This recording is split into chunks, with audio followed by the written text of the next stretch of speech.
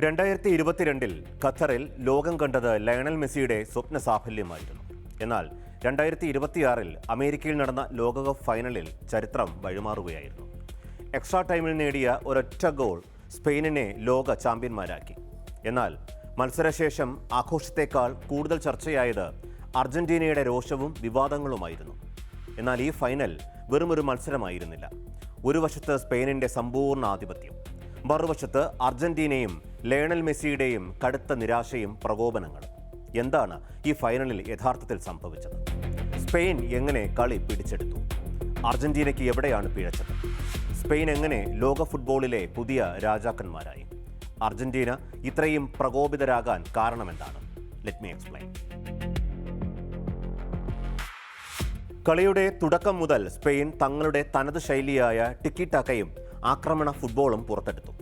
മത്സരത്തിന്റെ നിശ്ചിത 90 മിനിറ്റിൽ സ്പെയിൻ അർജന്റീനയുടെ പോസ്റ്റിലേക്ക് ഉതിർത്തത് 15 ഷോട്ടുകളാണ്. മറുവശത്തോ കളിയുടെ ആദ്യ 90 മിനിറ്റിൽ അർജന്റീനയ്ക്ക് സ്പെയിൻ പോസ്റ്റിലേക്ക് ഒരൊറ്റ ഷോട്ട് പോലും ഉതിർക്കാൻ കഴിഞ്ഞില്ല. സ്പെയിനിന്റെ മധ്യനിര അത്രത്തോളം ആധിപത്യം പുലർത്തി. ഒടുവിൽ എക്സ്ട്രാ ടൈമിന്റെ 106-ാം മിനിറ്റിൽ സ്പെയിൻ ആ നിർണായക ഗോൾ നേടി. പെഡ്രോ പോറോ നൽകിയ ക്രോസ് നിക്കോ വില്യംസ് തലകൊണ്ട് തട്ടിക്കൊടുത്തു. പകരക്കാരനായി ഇറങ്ങിയ ഫെറാൻ ടോറസ് മനോഹരമായ വോളിയിലൂടെ പന്ത് വലയിലാക്കി. അതായിരുന്നു ഇക്കഴിഞ്ഞ ലോകകപ്പ് ഫൈനലിലെ ഏക ഗോൾ. ഈ ഒറ്റ ഗോളിൽ സ്പെയിൻ ലോകത്തിൻ്റെ നെറുകയിലെത്തി. സ്പെയിൻ മറുപടിയില്ലാത്ത ഒരു ഗോളിന് വിജയിച്ചു. 2010 ശേഷം സ്പെയിൻ്റെ രണ്ടാമത്തെ ലോകകപ്പ് കിരീടം. ഗോൾ രഹിതമായ 90 മിനിറ്റുകൾ. രണ്ട് ടീമുകൾ പരസ്പരം സൂക്ഷ്മതയോടെ കളിച്ചു. സ്പെയിൻ പന്ത് കൈവശം വെച്ച് ആക്രമണം നടത്തിയെങ്കിലും അർജന്റീനയുടെ ഗോൾ കീപ്പർ എമിലിയാനോ മാർട്ടിനസ് ഒന്നിനു പിന്നാലെ ഒന്നായി എല്ലാത്തിനും തടയിട്ടു.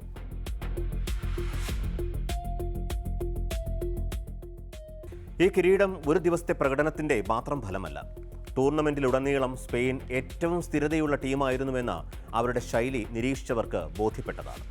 ശക്തമായ പ്രതിരോധം, പന്ത് കൈവശം വയ്ക്കുന്ന നിയന്ത്രണം, കൃത്യമായ പാസിംഗ്, ഉയർന്ന നിലവാരത്തിലുള്ള പ്രസ്സിംഗ്, ടീമെന്ന നിലയിലുള്ള അസാധാരണ ഏകോപനം എന്നിങ്ങനെ വിജയഘടകങ്ങൾ അനേകമാണ്.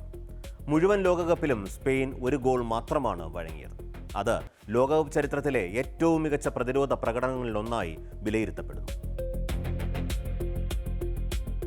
സ്പാനിഷ് പരിശീലകൻ ലൂയിസ് ഡി ലാ ഫിവന്റെ ഏറ്റവും വലിയ വിജയം ഒരു സൂപ്പർ സ്റ്റാറിനെ ആശ്രയിക്കാത്ത ടീം സൃഷ്ടിച്ചതാണ്. മധ്യനിരയിൽ റോഡ്രി, പ്രതിരോധത്തിൽ ക്യുബാർസി, കുക്രല്ല, ആക്രമണത്തിൽ ഫെറാൻ ടോറസ്, എല്ലാവരും അവരുടെ ജോലി കൃത്യമായി നിർവഹിച്ചു. സ്പെയിൻ വ്യക്തിഗത മികവിനേക്കാൾ കൂട്ടായ ഫുട്ബോളിലാണ് വിശ്വസിച്ചത്. അതിൻ്റെ പ്രതിഫലനമായിരുന്നു ഇക്കഴിഞ്ഞ ലോകകപ്പിൽ കണ്ടത്. എന്തുകൊണ്ടാണ് ലയണൽ മെസ്സിക്കും അർജന്റീനയ്ക്കും തങ്ങളുടെ സ്വാഭാവിക കളി പുറത്തെടുക്കാൻ കഴിയാതിരുന്നത്? സ്പെയിൻ്റെ തന്ത്രം വളരെ ലളിതമായിരുന്നു. മെസ്സിയിലേക്ക് പന്തെത്താൻ അനുവദിക്കരുത്. കളിയുടെ ആദ്യ 15 മിനിറ്റിൽ മെസ്സിക്ക് പന്ത് തൊടാനായത് ഒരേ ഒരു തവണ മാത്രമാണ്. അത് കിക്ക് ഓഫ് എടുത്തപ്പോൾ മാത്രം. അത്രത്തോളം കൃത്യമായി സ്പെയിൻ മെസ്സിയെ മാർക്ക് ചെയ്യുകയും അർജന്റീനയുടെ പാസിംഗ് ലൈനുകൾ അടയ്ക്കുകയും ചെയ്തു. ഈ ലോകകപ്പിൽ അർജന്റീനയുടെ ഏറ്റവും ശാന്തമായ പ്രകടനമായിരുന്നു ഇതെന്ന് വേണമെങ്കിൽ വിലയിരുത്താം. ഈ ലോകകപ്പ് മറ്റൊരു കാരണത്താലും ചരിത്രത്തിൽ ഇടം പിടിക്കും. ലയണൽ മെസ്സിയുടെ അവസാന ലോകകപ്പ് എന്ന നിലയിൽ. 2022 കിരീടം നേടിയ മെസ്സി തുടർച്ചയായ രണ്ടാം ലോകകപ്പ് എന്ന അപൂർവ നേട്ടം ലക്ഷ്യമിട്ടായിരുന്നു ഇത്തവണയും മൈതാനത്തിറങ്ങിയത്. മത്സരശേഷം കണ്ണീരോടെ മൈതാനം വിടുന്ന മെസ്സിയുടെ ദൃശ്യങ്ങൾ ലോകമെമ്പാടുമുള്ള ആരാധകരെ അങ്ങേയറ്റം വികാരഭരിതരാക്കി. സ്പെയിൻ്റെ തുടക്കം മുതലുള്ള ആധിപത്യം അർജന്റീനൻ താരങ്ങളിൽ വലിയ നിരാശയും ദേഷ്യവുമാണ് ഉണ്ടാക്കിയത്. കളിക്കളത്തിൽ അച്ചടക്കം പാലിക്കാൻ അവർക്ക് സാധിച്ചതേയില്ല. മത്സരത്തിലുടനീളം അർജന്റീന താരങ്ങൾ 6 യെല്ലോ കാർഡുകൾ വാങ്ങിക്കൂട്ടി. ഗോൾ കീപ്പർ എമിലിയാനോ മാർട്ടിനസിന്റെ മികച്ച ചില സേവുകൾ മാത്രമാണ് അർജന്റീനയെ 90 മിനിറ്റ് വരെ ഗോളൊന്നും വഴങ്ങാതെ പിടിച്ചു നിർത്തിയത്. എന്നാൽ ഒടുവിൽ അവരുടെ പ്രതിരോധം തകർന്നു. ഫൈനലിലെ ഏറ്റവും വലിയ വഴിത്തിരിവ് സംഭവിച്ചത് 100-ാം മിനിറ്റിന് തൊട്ടു മുൻപായിരുന്നു. അർജന്റീനയുടെ മധ്യനിര താരം എൻസോ ഫെർണാണ്ടസിന് സ്പെയിനിന്റെ പൗ കുബോസിയെ ഫൗൾ ചെയ്തതിന് 2ാം മഞ്ഞ കാർഡും തുടർന്ന് ചുവപ്പ് കാർഡും ലഭിച്ചു. അതോടെ എക്സ്ട്രാ ടൈം മുഴുവൻ 10 പേരുമായാണ് അർജന്റീനയ്ക്ക് കളിക്കേണ്ടി വന്നത്. അർജന്റീന ക്യാമ്പ് ഈ തീരുമാനത്തോട് ശക്തമായ എതിർപ്പ് പ്രകടിപ്പിച്ചു. റെഡ് കാർഡ് ഇല്ലായിരുന്നുവെങ്കിൽ മത്സരം പെനാൽറ്റിയിലേക്ക് നീണ്ടേനെന്നും അവർ വാദിക്കുന്നു. മത്സരശേഷം റഫറിയുടെ ചില തീരുമാനങ്ങൾ ചർച്ചയായി. അതുതന്നെയാണ് എന്തുകൊണ്ട് അർജന്റീന ഫ്യൂരിയസ് ആയി എന്ന ചോദ്യത്തിന് പ്രധാന കാരണം. സ്പാനിഷ് ടീമിന് ചില നിർണായക ഫൗളുകളിൽ അനുകൂല സമീപനം ലഭിച്ചുവെന്നാണ് അർജന്റീന ആരാധകരുടെയും ചില മാധ്യമങ്ങളുടെയും വിമർശനം. മറുവശത്ത് സ്പെയിൻ പറയുന്നത് മറ്റൊന്നാണ്. ഞങ്ങൾ മുഴുവൻ മത്സരവും നിയന്ത്രിച്ചു, കൂടുതൽ അവസരങ്ങൾ സൃഷ്ടിച്ചു, വിജയം അർഹിച്ചതാണ്. നിഷ്പക്ഷ വിശകലനങ്ങളും പറയുന്നത് അതുതന്നെയാണ്. പന്ത് കൈവശം വച്ചതിലും ആക്രമണങ്ങളിലും സ്പെയിൻ തുടക്കം മുതൽ വ്യക്തമായ ആധിപത്യം പുലർത്തിയെന്നാണ് വിലയിരുത്തൽ. ഈ വിജയത്തോടെ സ്പെയിൻ മറ്റൊരു അപൂർവ ചരിത്രം കൂടി കുറിച്ചിരിക്കുകയാണ്.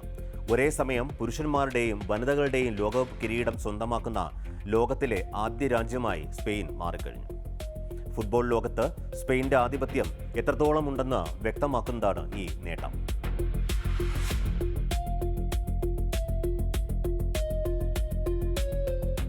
രണ്ടായിരത്തി ശേഷം സ്പെയിൻ വീണ്ടും ലോക ഫുട്ബോളിന്റെ നെറുകയിലെത്തി. അതേസമയം അർജന്റീനയ്ക്ക് മുന്നിൽ ഒരു വലിയ ചോദ്യമുണ്ട്. മെസ്സിക്ക് ശേഷം ആരാണ്? അടുത്ത തലമുറയെ എങ്ങനെ വാർത്തെടുക്കും? 2022 ലോകകപ്പ് നേടിയ തലമുറ പതിയെ പടിയിറങ്ങുകയാണ്.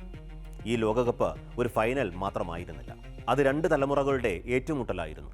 ഒരു വശത്ത് ലോക ഫുട്ബോളിലെ ഇതിഹാസം മെസ്സിയുടെ അവസാന വലിയ പോരാട്ടം, മറുവശത്ത് കൂട്ടായ ഫുട്ബോളിലൂടെ പുതിയ സാമ്രാജ്യം പണിത സ്പെയിൻ. ഫുട്ബോൾ വീണ്ടും തെളിയിച്ചിരിക്കുകയാണ്. സൂപ്പർ താരങ്ങൾ മത്സരങ്ങൾ ജയിപ്പിച്ചേക്കാം, പക്ഷേ ലോകകപ്പുകൾ ജയിക്കുന്നത് പലപ്പോഴും ഒരു മികച്ച ടീമാണ്. 2026 ലോകകപ്പ് അതിന് ഏറ്റവും വലിയ തെളിവായി മാറിയിരിക്കുകയാണ്.